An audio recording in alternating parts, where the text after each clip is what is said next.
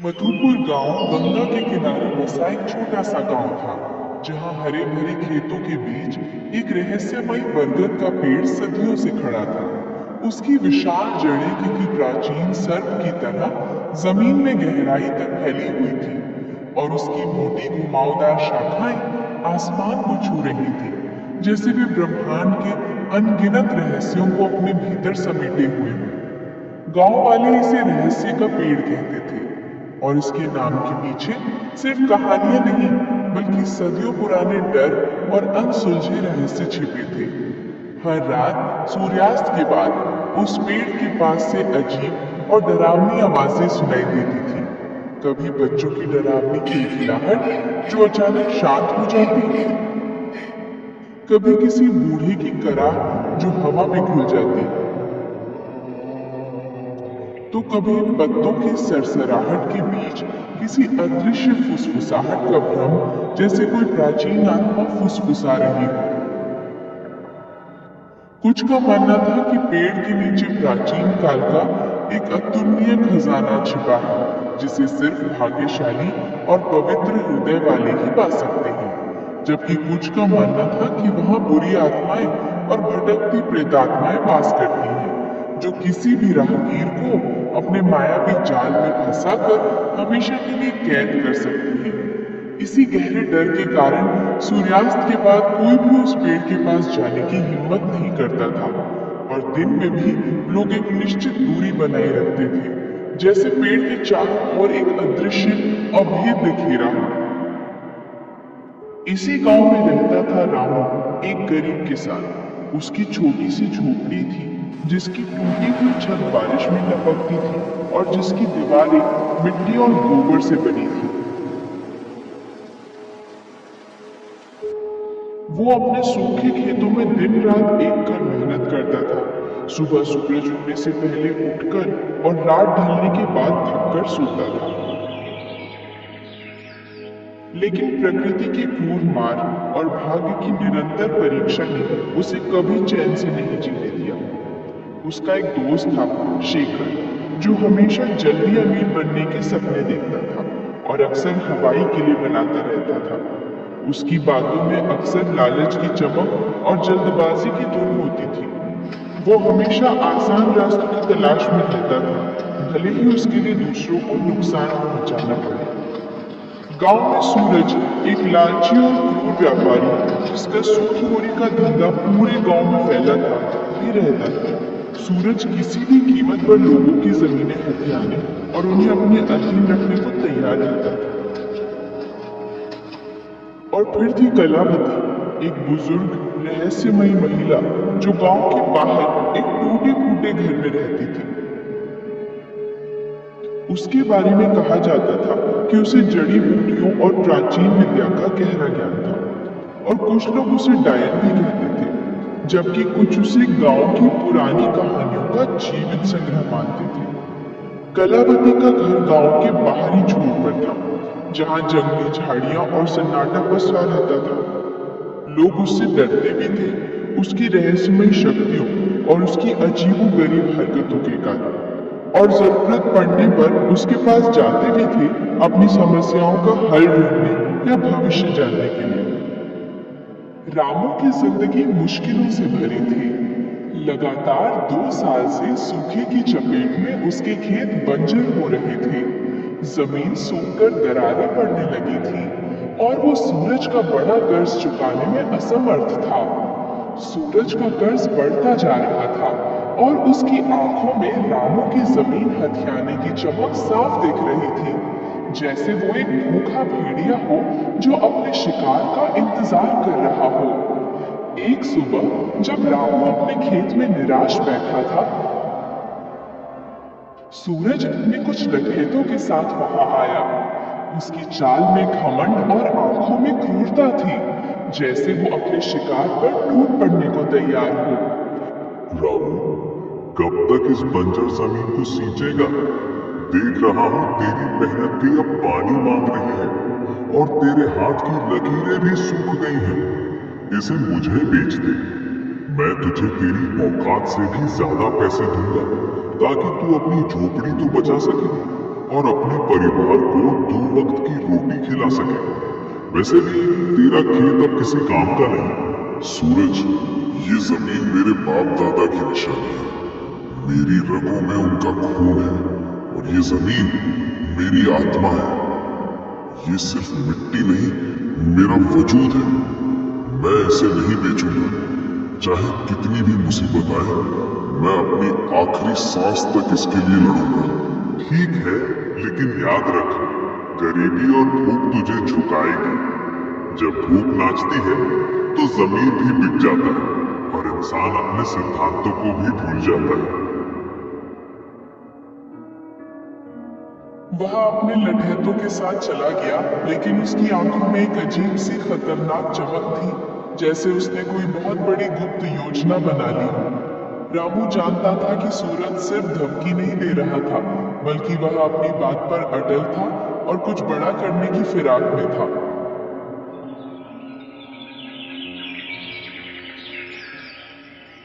उसी शाम रामू अपने दोस्त शेखर से मिलने गया। शेखर हमेशा जल्दी अमीर बनने की नई नई योजनाएं बनाता रहता था, चाहे वो गांव में चोरी छिपे जुए का अड्डा हो या जंगल से दुर्लभ जड़ी बूटियां निकालने की बात। उसकी हर बात में एक छिपी हुई स्वार्थ की गंध होती थी और वो हमेशा दूसरों का फायदा उठाने के मौके तलाशता रहता था। रामू, सुना है ना, रहस्य के पेड़ के नीचे एक पुराना खजाना छिपा है। गांव वाले सदियों से यही कहते आए हैं और मुझे लगता है कि इस बार ये सच है। मुझे एक पुराना नक्शा मिला है जिस पर कुछ अजीब प्रतीक बने हैं। अगर हम उसे ढूंढ लें तो सारी गरीबी खत्म। हम राजाओं की तरह रहेंगे। तू अपने खेत को सोने से बांट सकेगा और मैं एक बड़ा महल बनाऊंगा जिसे देखकर दुनिया हैरान रह जाएगी। शेखर, ये सब गांव वालों की बनाई कहानियां हैं, सिर्फ डरने के लिए। कौन सा खजाना? और उस पेड़ के पास तो भूत प्रेत का डर है। तूने खुद कितनी कहानियां सुनी है। उस पेड़ के बारे में हर कहानी खून और शाप की बात करती है। डरने की क्या बात? अंधविश्वास है सब। डरपोक लोग ही कहानियां गढ़ते हैं। हम दोनों मिलकर जांच करेंगे, पूरी रात वहीं रुकेंगे। अगर खजाना मिला तो आधा आधा बांट लेंगे। दोस्ती में कोई कमी नहीं। शेखर की बातों में रामू को हमेशा से थोड़ी चालाकी दिखती थी, लेकिन इस बार उसकी उत्सुकता कुछ ज्यादा ही थी। उसकी आवाज में अजीब सी जल्दबाजी थी, जैसे वो कोई मौका हाथ से जाने नहीं देना चाहता था। रामू ने शेखर की बात को मजाक में डाल दिया, लेकिन उसके मन में एक सवाल कौंध गया। क्या वाकई उस पेड़ में कोई रहस्य था और शेखर की इतनी उत्सुकता के पीछे सिर्फ दोस्ती थी या कुछ और? क्या उसने सूरज की योजना के बारे में कुछ सुन लिया था या उसके पास वाकई कोई नक्शा था? शेखर के पास कौन सा नक्शा था? क्या वो वाकई रामू का दोस्त था या उसकी अपनी कोई छिपी मंशा थी जिसे वो दोस्ती की आड़ में पूरा करना चाहता था? सूरज की चाल क्या थी? क्या वो सिर्फ जमीन चाहता था या खजाने के बारे में भी उसे कुछ पता था? क्या शेखर ने सूरज की बात सुन ली थी और वो पहले खजाना पाना चाहता था? अगले दिन गांव में एक अजीब सी अफवाह फैली। कहा गया कि कलावती, वो बुजुर्ग रहस्यमयी महिला जिसने कई दशकों से गांव से दूरी बना रखी थी, ने रहस्य के पेड़ के बारे में कुछ देखा था। एक सपना, एक दर्शन या शायद कोई प्राचीन भविष्यवाणी जो सदियों से छिपी थी। रामू और शेखर दोनों ही उत्सुकता से भरे उसके घर गए। कलावती का घर गांव के एक कोने में था, जहां सन्नाटा पसरा रहता था और चारों ओर सूखी जड़ी बूटियों की तेज अजीब सी गंध फैली हुई थी। उसके घर की दीवारों पर अजीबोगरीब नक्शे खुदे थे, जिनमें पुराने प्रतीकों और तारों की चाल का जिक्र था, और कोने में ताड़ के पत्ते पर लिखी जीर्ण पोथियां और प्राचीन किताबें बिखरी पड़ी थी। हर चीज रहस्यमयी और पुरानी लग रही थी, जैसे वो किसी और समय से जुड़ी हो। रामू, शेखर, मैंने सपने में देखा है। उस बरगद के नीचे एक प्राचीन खजाना है जो केवल सच्चे दिल वाला पा सकता है। लेकिन सावधान, उस पेड़ की रक्षा एक बहुत पुरानी शक्तिशाली अदृश्य शक्ति करती है। वो शक्ति हर उस व्यक्ति पर कहर ढाती है जिसकी नीयत में खोट हो, जो लालच से भरा हो। उसके लिए पेड़ एक भयानक जाल बन जाता है जहां से कोई वापस नहीं लौटता। कलावती माँ, हमें वो खजाना चाहिए। बताओ क्या करना होगा। हम कुछ भी करेंगे। मैं अपनी जान भी दांव पर लगाने को तैयार हूँ। मुझे वो नक्शा मिला है, क्या वो सच है? कलावती ने एक पुरानी जीर्ण शीर्ण किताब निकाली जिसके पन्ने पीले पड़ चुके थे और उन पर अजीब सी भाषा में कुछ लिखा था जिसे कोई नहीं पढ़ सकता था। इस किताब में लिखा है कि खजाने को पाने के लिए 3 चीजें चाहिए: साहस, विश्वास और बलिदान। लेकिन रास्ता धोखे और मायाजाल से भरा है। हर कदम पर परीक्षा होगी, हर मोड़ पर जाल बिछे हुए जो तुम्हारी आत्मा को परखेंगे।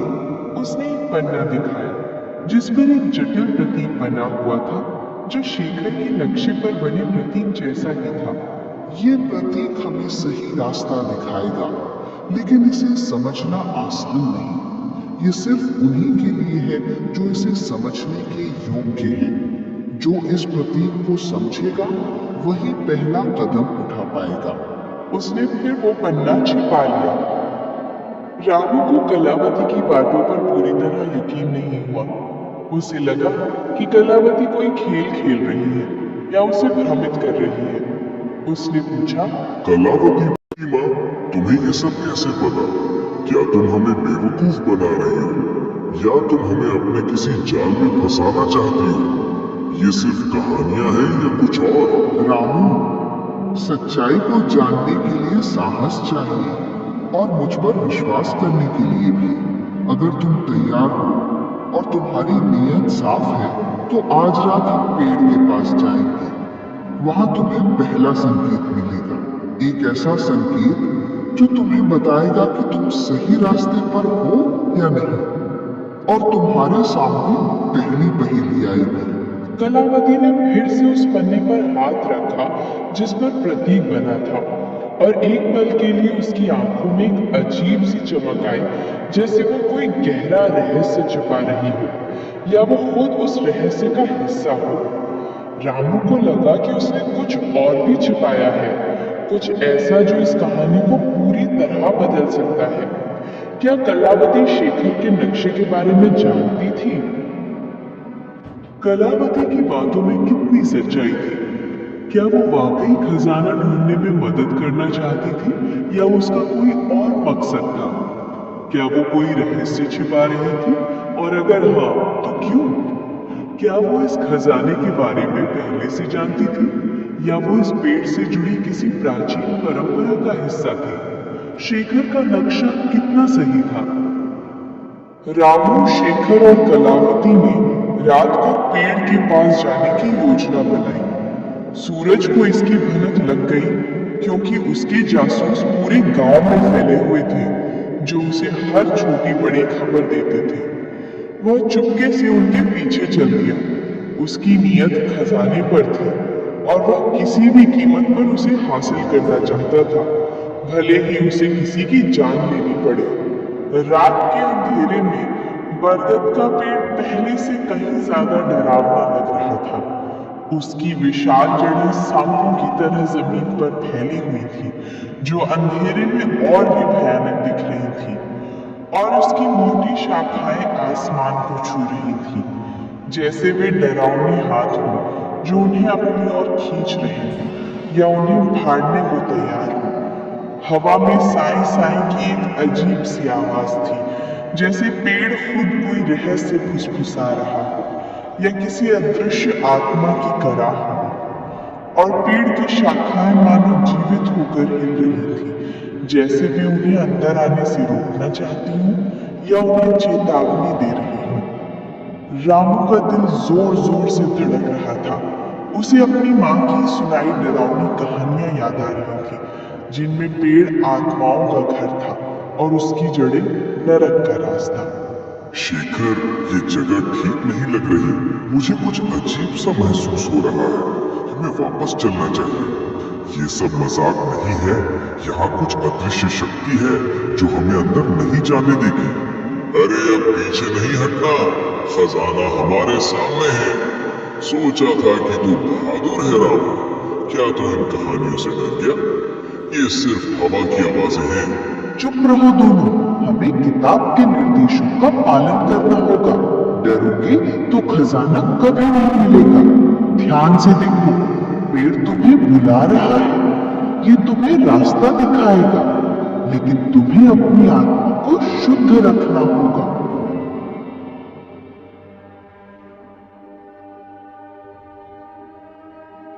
कलावती ने अपनी जीर्ण शीर्ण किताब खोली और एक पुराना जटिल मंत्र पढ़ा, जिसकी भाषा किसी को समझ नहीं आ रही थी, लेकिन उसकी गूंज दिल को कंपा रही थी।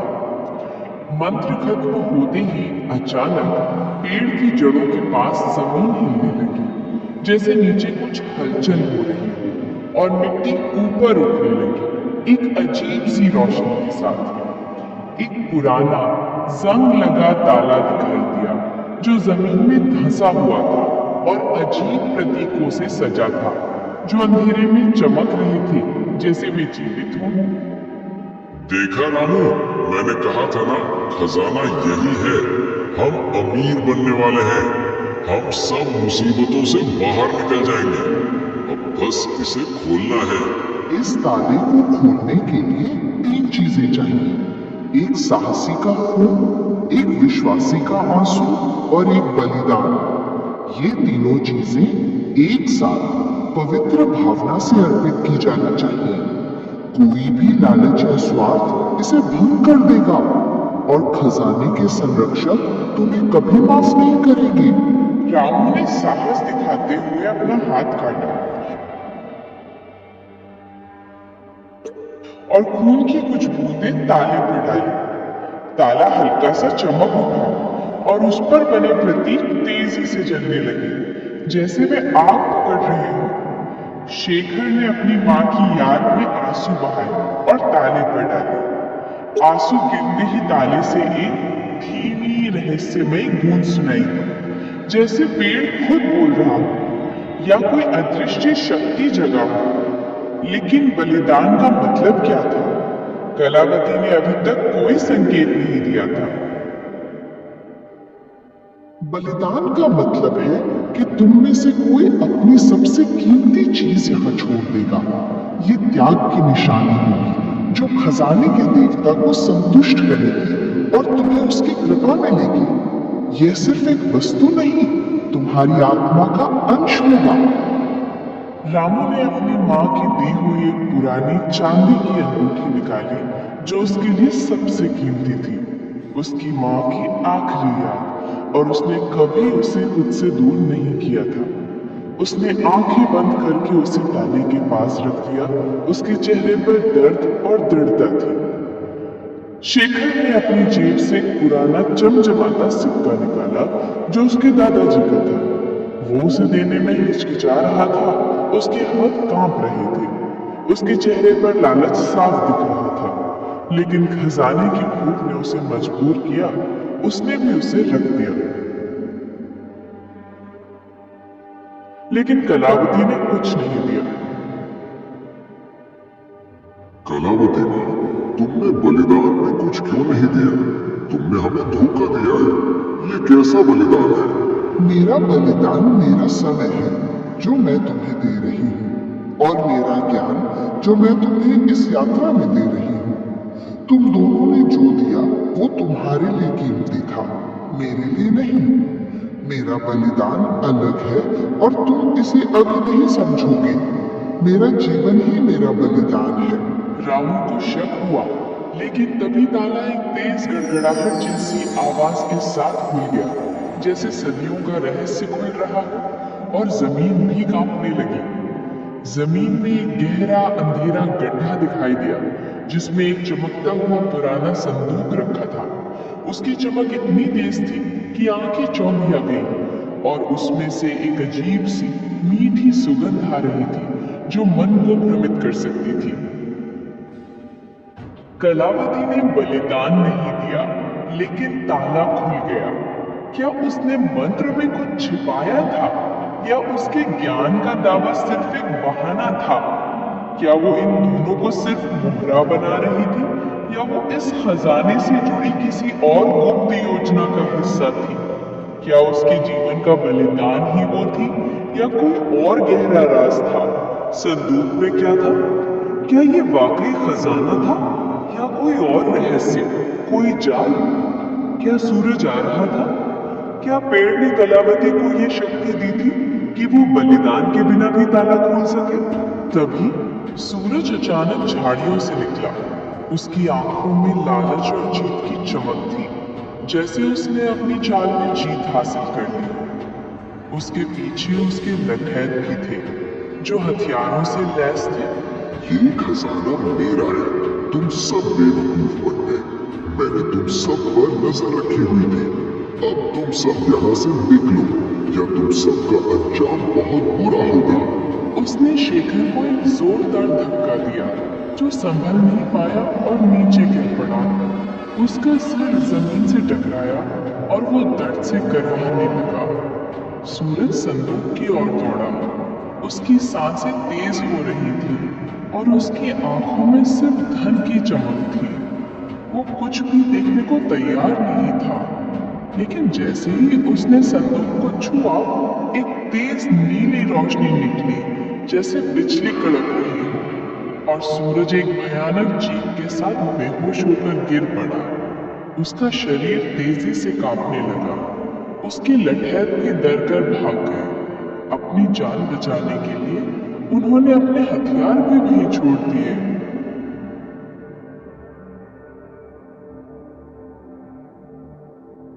ये क्या हुआ? ये संदूक तो शापित है। ये तो भूत प्रेतों का काम है।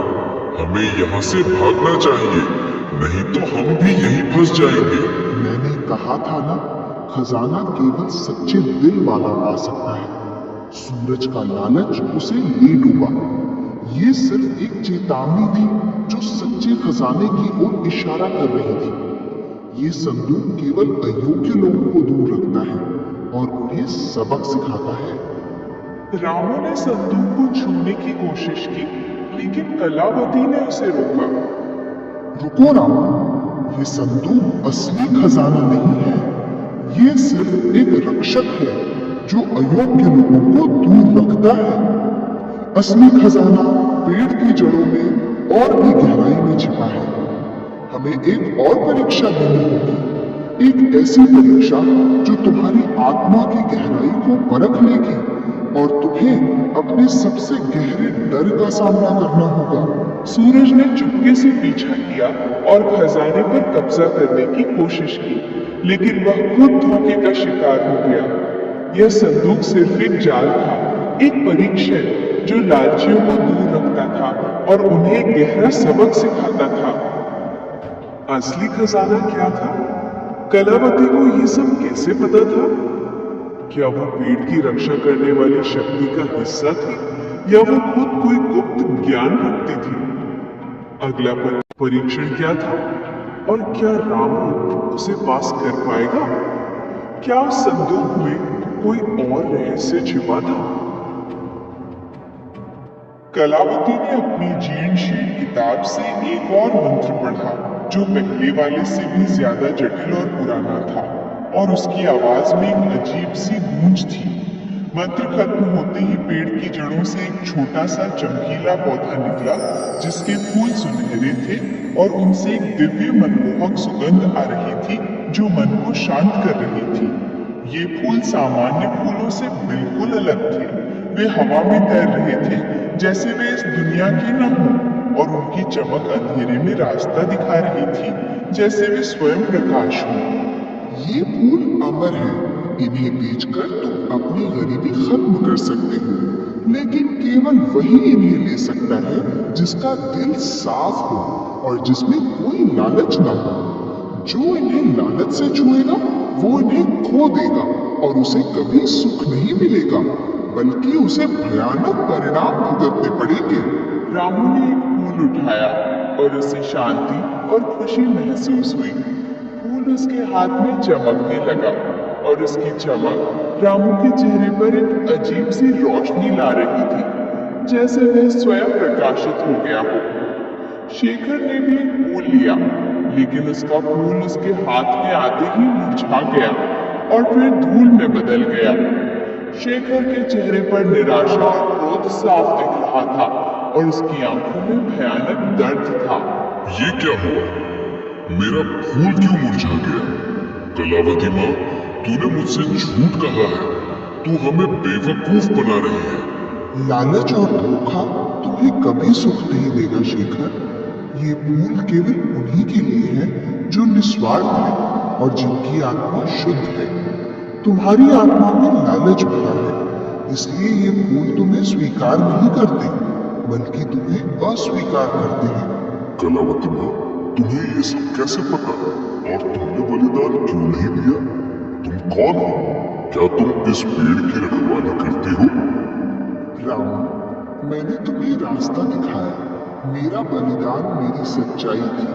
मेरा विश्वास था कि तुम इसे ढूंढ सकते हो और तुम में वो सच्चाई थी।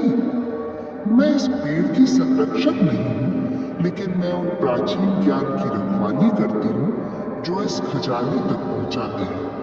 मेरे पूर्वज इस पेड़ और इसके रहस्य के बारे में जानते थे और उन्होंने ये ज्ञान पीढ़ी दर पीढ़ी सौंपा है। मैं इस ज्ञान की अंतिम कड़ी हूँ। उसकी आंखों में एक चमक थी, जैसे वो कुछ और भी छिपा रहे हो, कोई गहरा रहस्य जो रामू अभी नहीं समझ सकता था, लेकिन जिसे जानने का समय आ गया था। कलावती ने असली खजाने का रहस्य पहले ही जान लिया था, लेकिन उसने रामू और शेखर को सिर्फ आधा सच बताया। क्या वो अपनी पहचान छिपा रही थी? क्या वो इस ज्ञान का उपयोग किसी और उद्देश्य के लिए कर रही थी, या वो इस खजाने से जुड़ी किसी और बड़ी शक्ति का हिस्सा थी? क्या वो कोई प्राचीन रहस्यमयी समाज से संबंध रखती थी, जिसकी जिम्मेदारी इस खजाने की रक्षा करना थी? शेखर को गुस्सा आ गया।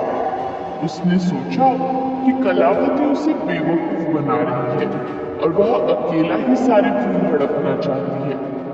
उसने रामू से कहा, रामू, ये कलावती माँ हमें बेवकूफ बना रही है। सारा खजाना वो खुद लेना चाहती है। ये सब उसका नाटक है। हमें यहाँ से भागना चाहिए। शेखर ने कलावती पर हमला करने की कोशिश की। उसकी आंखों में गुस्सा और लालच साफ दिख रहा था। वो तलवार की तरह कलावती की ओर लपका, लेकिन तभी पेड़ की शाखाएं तेजी से हिलने लगी और एक अजीब सी डरावनी आवाज गूंजी, जैसे पेड़ खुद बोल रहा हो या किसी अदृश्य शक्ति ने आवाज दी हो, जो शेखर को चेतावनी दे रही थी। शेखर डर के मारे पीछे हट गया।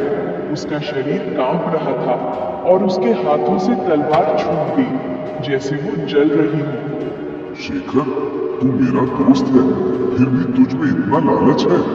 कलावती माँ सही कह रही है। खजाना सच्चाई का है, लालच का नहीं। तूने मेरी दोस्ती का भी अपमान किया है और अब इस पवित्र स्थान को भी अपवित्र कर रहा है। शेखर ने अपनी गलती मानी, लेकिन उसकी आंखों में लालच अभी भी था। एक ऐसी भूख जो मिटने का नाम नहीं ले रही थी, जैसे वो उसके खून में समा गई थी। उसने चुपके से एक और सुनहरा फूल तोड़ने की कोशिश की, इस बार और तेजी से। उसने सोचा कि कोई उसे देख नहीं रहा। उसने फूल तोड़ लिया और भागने की कोशिश की, लेकिन जैसे ही वो गांव की ओर भागा, फूल उसके हाथ में चलने लगा और फिर राख में बदल गया। एक अजीब सी ऊर्जा ने उसे पीछे धकेला और वो जमीन पर गिर पड़ा। उसके शरीर में भयानक दर्द होने लगा और उसे लगा कि उसकी आत्मा जल रही है। शेखर ने रामू और कलावती को धोखा देने की कोशिश की, लेकिन उसका लालच उसे ले डूबा। पेड़ ने खुद उसे सजा दी, ये दिखाते हुए कि प्रकृति कभी लालच का साथ नहीं देती और उसके नियम बहुत कठोर होते हैं।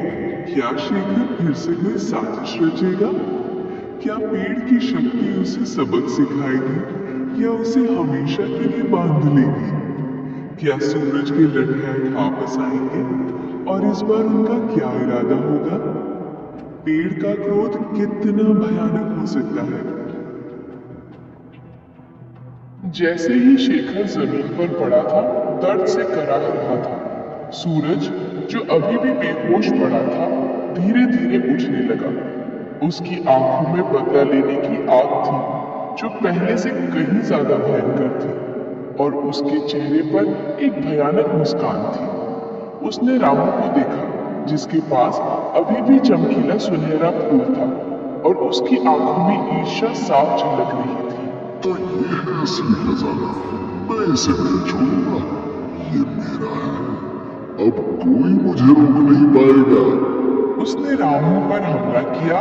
उसके हाथों में पत्थर था, वह रामू को मारना चाहता था, लेकिन इस बार कलावती तेजी से आगे आई। उसकी चाल में एक अजीब सी फुर्ती थी, जैसे वो हवा में तैर रही हो। उसने एक और मंत्र पढ़ा और पेड़ से कुछ विशाल जड़ें निकली, जिन्होंने सूरज को जकड़ लिया, जैसे वे उसे निगलने को तैयार हो, और उसकी चीखें हवा में गूंजने लगी।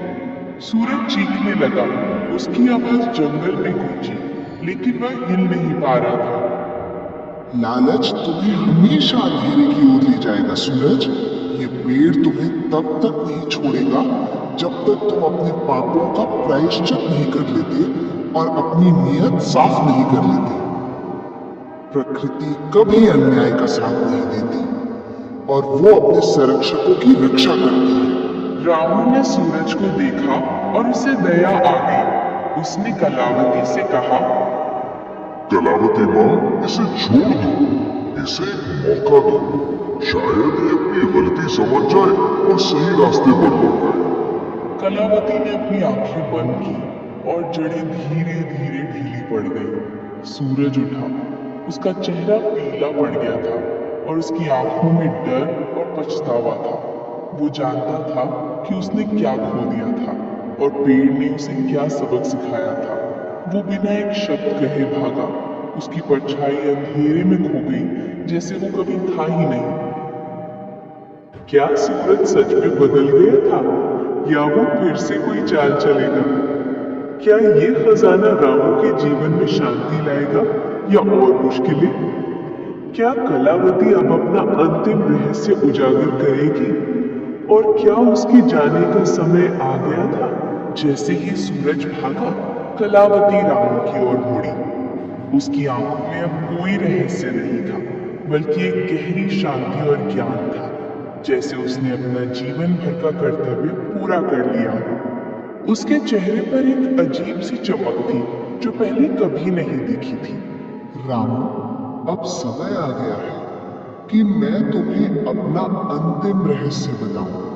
मैं सिर्फ एक जड़ी बूटी बेचने वाली रहस्यमयी बुजुर्ग महिला नहीं हूं।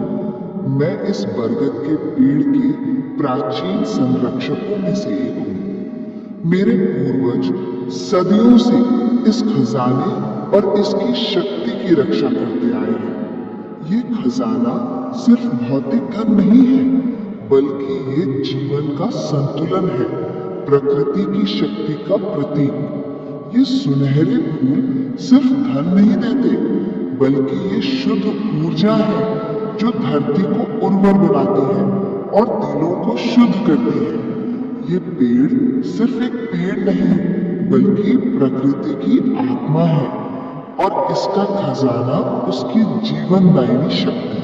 तो तुम पहले से ये सब जानती थी और तुम यहाँ क्यों रुकी थी? हाँ रामू, मैंने तुम्हें और शेखर को इसलिए लाया क्योंकि मैं जानना चाहती थी कि तुम में से कौन सच्चा है और कौन इस खजाने का हकदार है। शेखर की लालच ने उसे भटका दिया और उसे अपनी गलतियों से सीखना होगा। सूरज की क्रूरता ने उसे दूर कर दिया, लेकिन उसे भी सबक मिल गया। लेकिन तुमने अपनी सच्चाई, दया और निस्वार्थ भाव से खुद को साबित किया। तुम ही इस खजाने के वास्तविक उत्तराधिकारी हो। उसने एक और फूल रामू को दिया। ये फूल अनंत है, जब तक इनका उपयोग अच्छे के लिए किया जाएगा।